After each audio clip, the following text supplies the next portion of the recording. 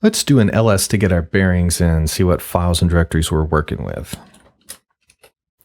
Let's use the asterisk or star and match all the files that end in .txt. ls_.txt. What just happened is the shell performed a globbing operation to expand star.txt, and it passed those results to the ls command.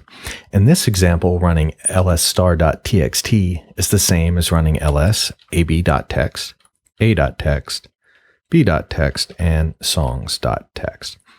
Of course, you can clearly see it's easier to use a pattern like star.txt than it is to type out all the files by hand. I just wanted to be clear about what is happening when you use wildcards. Now, let's look at all the files that start with the letter A. How would you do that? That's right, type in ls a star. Now let's find all the files that start with an A and end in .txt. We can do that by typing in ls_.txt. Can you see a way that we can make the wildcard even simpler? How about this? ls_t. And that gives us the same results. Let me clear the screen here and reset our bearings, look at what we're working with. Now let's use the question mark wildcard. Let's match all the files that are exactly 1 character in length. We'll do that by running ls ? If you want to display all the files that are 2 characters in length, then just use 2 question marks. Each question mark represents a single character.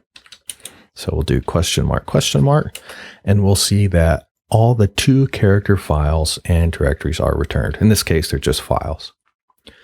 Let's list all the files that start with an A, then contain exactly 1 character and end in .txt. To do that, we'll run ls a followed by a question mark, which represents exactly 1 character, and then .txt. Let's check out the difference between the question mark and star. Let's run ls a star.txt. The star matches 0 or more characters, so running ls a star.txt matches the file named a.txt.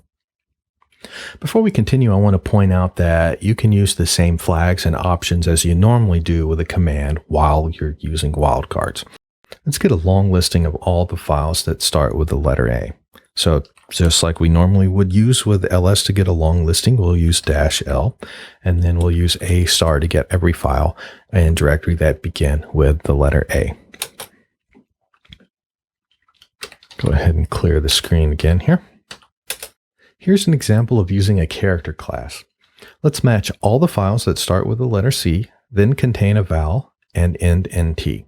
To do this, we'll run ls c bracket, and then any of the characters, or excuse me, all the characters we want to match with A, E, I, O, U, and then T. And I want to point out too that it doesn't matter what order the characters appear in the bracket. So we can use E, I, O, A, U, and we'll get the same results. Let's do another one here.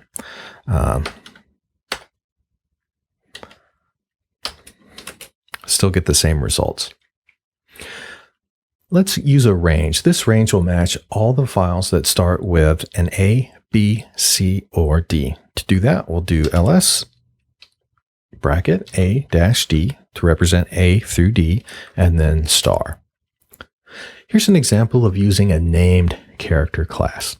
This command will return a list of files that end in a digit.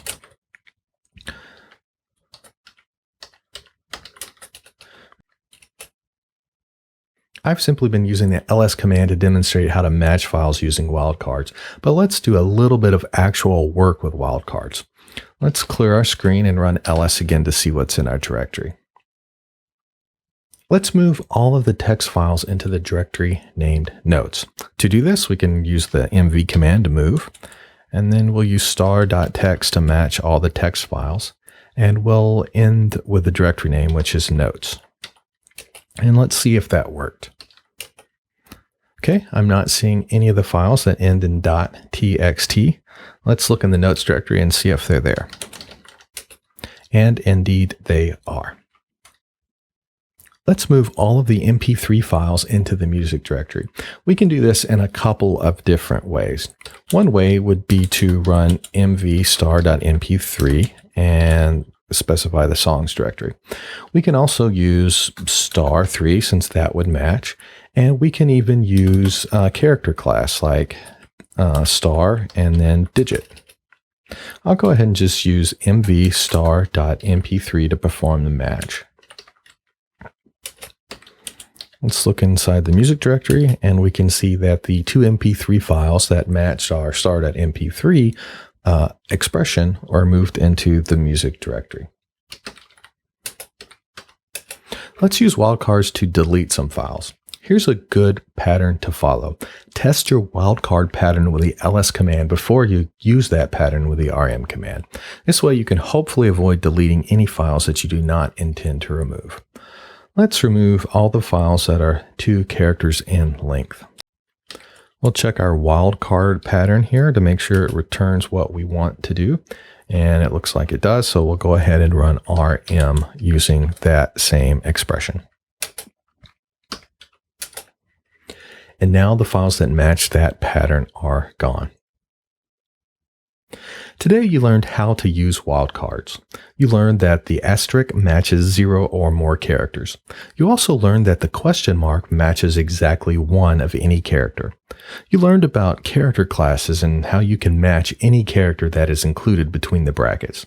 You were taught about ranges and how you can create your own custom ranges by starting with a character, following it by a hyphen, and then ending it with another character.